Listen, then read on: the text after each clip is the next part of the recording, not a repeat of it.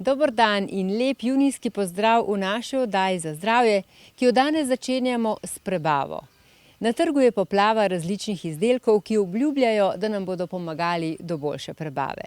Kako se znajti med njimi, kako delujejo in kdaj jih je smotrno uporabiti, nam bo pojasnila Sanja Lončar.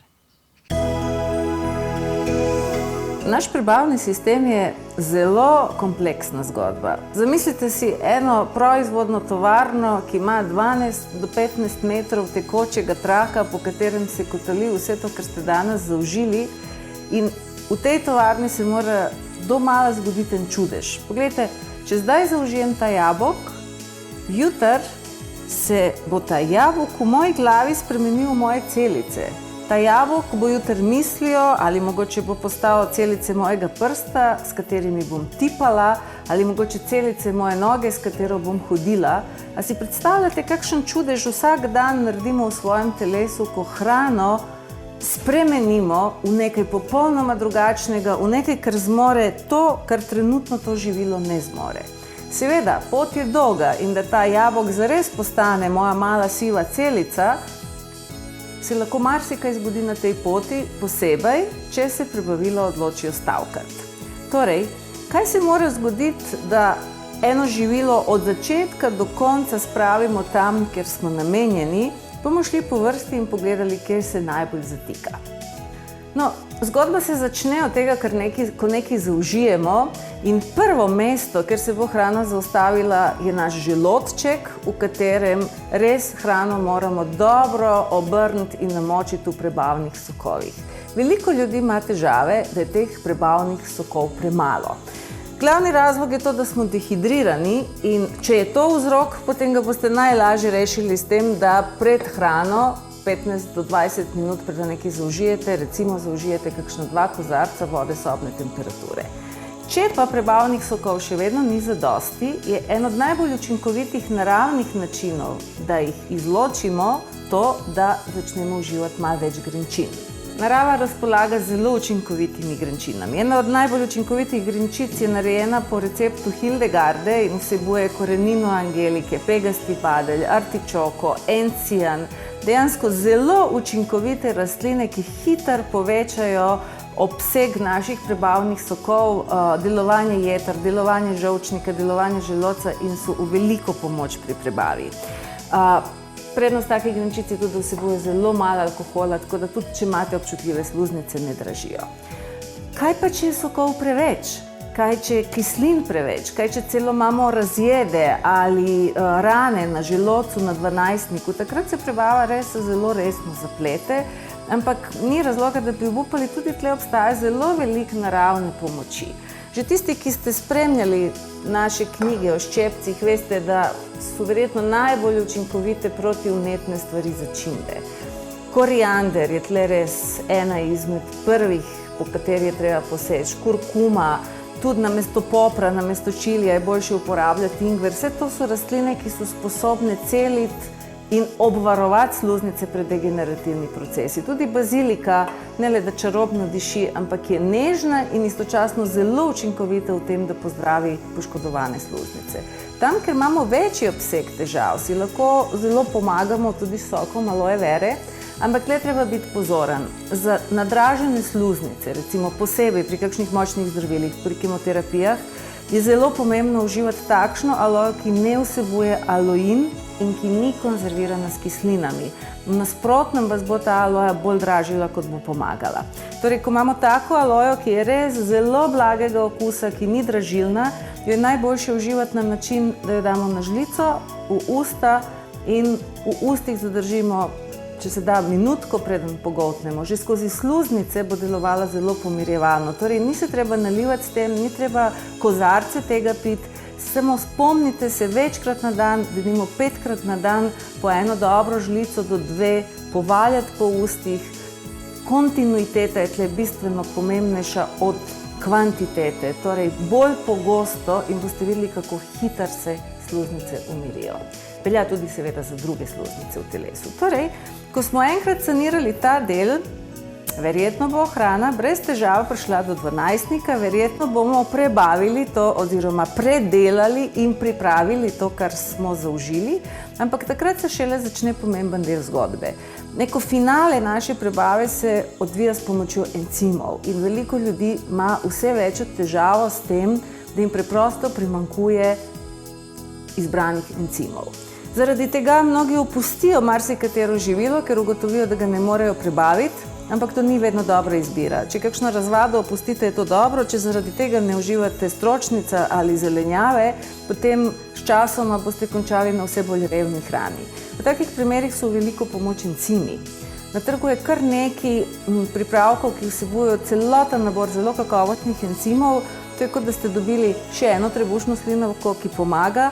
Torej, lahko uživamo pripravke, ker so noter že zmešane ne le encimi, ampak tudi začimbe, ki pomagajo prebavi.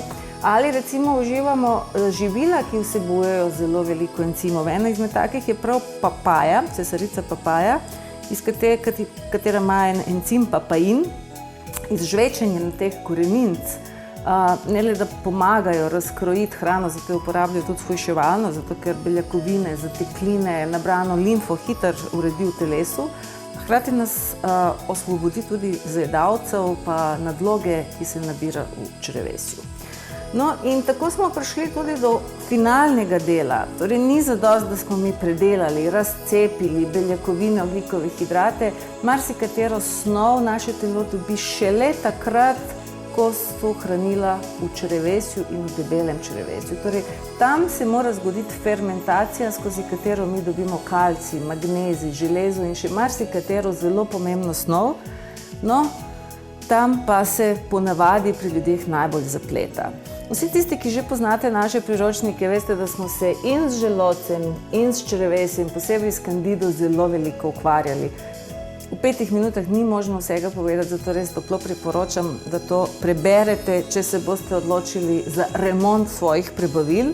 Ampak na kratko, kot smo sami povedali, obvladajte, nismo rekli uničite. Obvladati to pomeni spraviti nazaj stvari v naravno ravnovesje. Če pogledamo to tehtnico, zdravje ni nič drugega, kot spraviti v ravnovesje prijatelje in neprijatelje. Nikoli mi ne bomo iz telesa mogli tako sterilno spraviti van vse, kar nam ni povšeči, to niti ni namen. Bistvo je le, da je tistih prijateljev, ki delajo red v našem črevesju, v naši krvi, v naših tkivih, zadosti, da imajo vse nekje pod kontrolo. No, ta trenutek, ko se nam preveč namnožijo kvasovke, zajedavci, patogene bakterije, ja, potem sistem počasi gre v težave in takrat res to, kar bi morali biti stranski igralci v naši prebavi, postanejo glavni igralci, s katerimi potem imamo veliko opravka.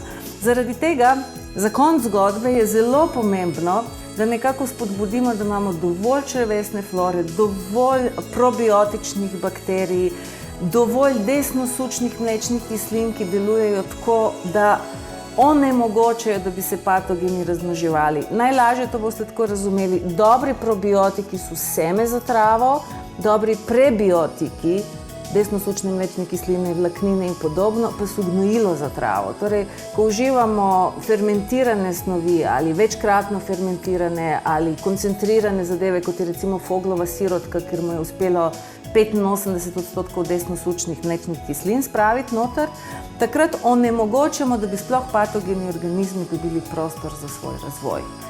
Na ta način bo do konca zgodbe vse pod kontrolo in iz hrane, ki jo zaužijemo, bomo res izvlekli maksimum. No, in zdaj, ko smo od hrane vzeli vse, kar mi potrebujemo, nam ostane le to, da se tistega, kar ne potrebujemo, čim prej rešimo in tudi le se zna zatakniti. Mnogi ljudje posegajo po zelo nevarnih odvajalih. Odvajala imajo to slabo lastnost, da naredijo črevo lenim in se zato težave sčasoma le povečajo. Raje uporabljamo snovi, ki delujejo na bazi zdravilnih sluzi. Ena, ki že od srednjega veka velja za najbolj preverjeno na tem področju, so ravno luščine trpotca, ki zelo nežno in voluminozno rešijo težave z zaprtjem, brez da bi na dolge proge ustvarile še večje težave z debelim črevesjem. Pri težavah s prebavo pa si lahko zelo uspešno pomagamo tudi z bioresonanco. Ja, bioresonančna metoda nam omogoča najprej, da testiramo presežek patoloških bakterij ali pa glivic v črevesju, da ugotavljamo morebitne alergene. V bioresonanci ločimo glavne in sekundarne alergene. Glavni so predvsem mleko, pšenica, bel sladkor, kokošje jajce. In ko to ugotovimo, svetujemo pacientu, kako naj spremeni svojo prehrano, kaj naj vključi. Pogosto svetujemo zdrave mlečno-kislinske bakterije v obliki probiotikov in prebiotikov. In pa lahko z bioresonančno metodo oziroma s tem načinom zdravljenja pomagamo, da ta proces uravnoteženja črevesne flore poteka mnogo hitreje in da mogoče tudi dieta ni potrebno, da je tako zelo, zelo striktna ali pa težka, kot se včasih zdi.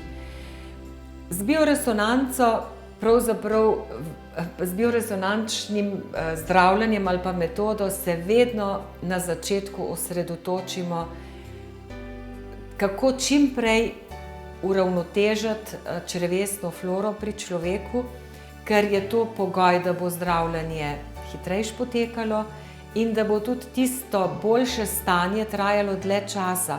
Meni je zelo pomembno, da se z pacientom pogovorim, da mu dam nasvete o uporabi različnih živil, začimb, tudi prehranskih dopolnil, če je treba, kdaj in koliko naj uživa probiotike in prebiotike, kaj lahko iz hrane to nadomesti, da bo njegovo zdravljenje dolgo časa oziroma njegovo zdravje dolgo časa trdno in da ne bo kmalu rabil spet moje pomoči.